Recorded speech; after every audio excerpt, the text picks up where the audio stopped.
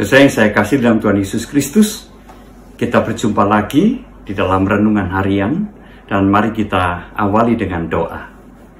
Puji syukur kepadamu, kami naikkan ya Tuhan, karena kami boleh kembali mendapatkan kesempatan untuk membaca dan merenungkan firman-Mu. Kiranya firman-Mu menyegarkan kami, kiranya firman-Mu juga menerangi jalan hidup kami. Di dalam Kristus kami berdoa.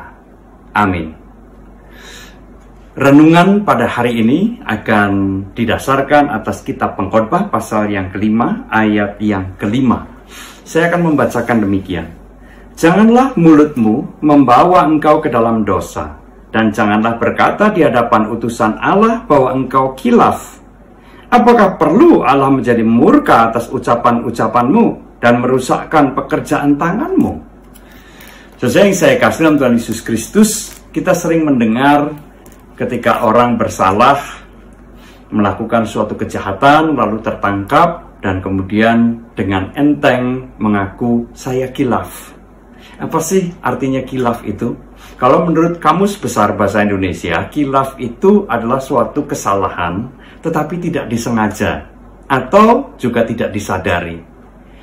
Nah, ambil contoh misalnya, suatu ketika kita lagi di toko, tanpa sengaja kita menyenggol barang di situ sehingga jatuh dan pecah.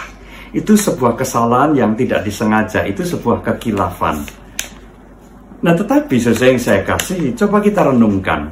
Ada berapa banyak sih kesalahan-kesalahan yang kita lakukan tanpa kita sadari? Tentu ada, tetapi tidak banyak. Jauh lebih banyak kesalahan, dosa dan kejahatan manusia itu dilakukan dengan penuh kesadaran. Bukan karena kekhilafan. Orang tahu kok kalau mencuri itu jahat. Orang tahu bahwa korupsi itu jahat.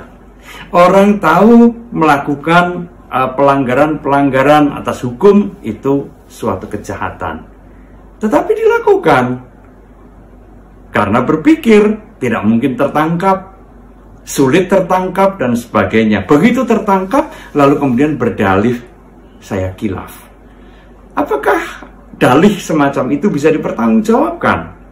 Allah mengatakan di dalam firman-Nya, di dalam Pengkhotbah pasal 5 ayat 5 tadi, jangan ucapkan kata khilaf.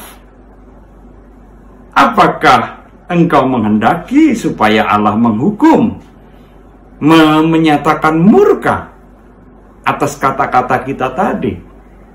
Maka Pengkhotbah menganjurkan, jagalah mulut kita supaya kita jangan melontarkan kata-kata yang justru menimbulkan atau menumbuhkan murka Allah.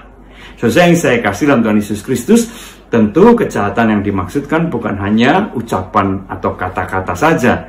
Kata-kata atau ucapan atau mulut hanya representasi dari keberadaan diri kita. Kejahatan bisa dilakukan dengan bermacam-macam cara. Yang ingin digarisbawahi di dalam pengkhotbah ini adalah jangan kita mudah berdalih di hadapan Allah. Seolah-olah Allah itu seperti sesama kita yang bisa kita tipu, yang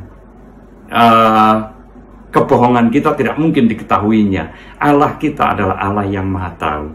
Jangan berdalih di hadapan Tuhan, apalagi dengan dalih-dalih yang jelas-jelas suatu kebohongan. Allah menghendaki kejujuran. Jikalau kita melakukan kesalahan, jikalau kita melakukan hal yang tidak benar, melanggar apa yang Tuhan perintahkan, maka yang dikehendaki oleh Tuhan adalah mengakui bersalah dan bertobat, bukan dengan menggunakan dalih khilaf. Nah, sesuai yang saya kasih dalam Tuhan Yesus Kristus, mari kita jaga kehidupan kita, supaya kehidupan kita boleh berkenan di hadapan Tuhan. Amin. Tuhan memberkati kita. Mari kita berdoa. Bapa di sorga, kami bersyukur bahwa kami boleh diingatkan supaya pada saat kami jatuh ke dalam dosa, dengan penuh kejujuran dan kerendahan hati, kami mengakui di hadapan Tuhan, bukan berdalih dengan bermacam-macam dalih. Biarlah penyesalan dan pertobatan itu sungguh-sungguh membawa kami ke jalan yang benar, kembali kepada Tuhan. Terima kasih Bapa, meteraikan firman-Mu di dalam hati kami. Di dalam nama Tuhan Yesus kami berdoa. Amin.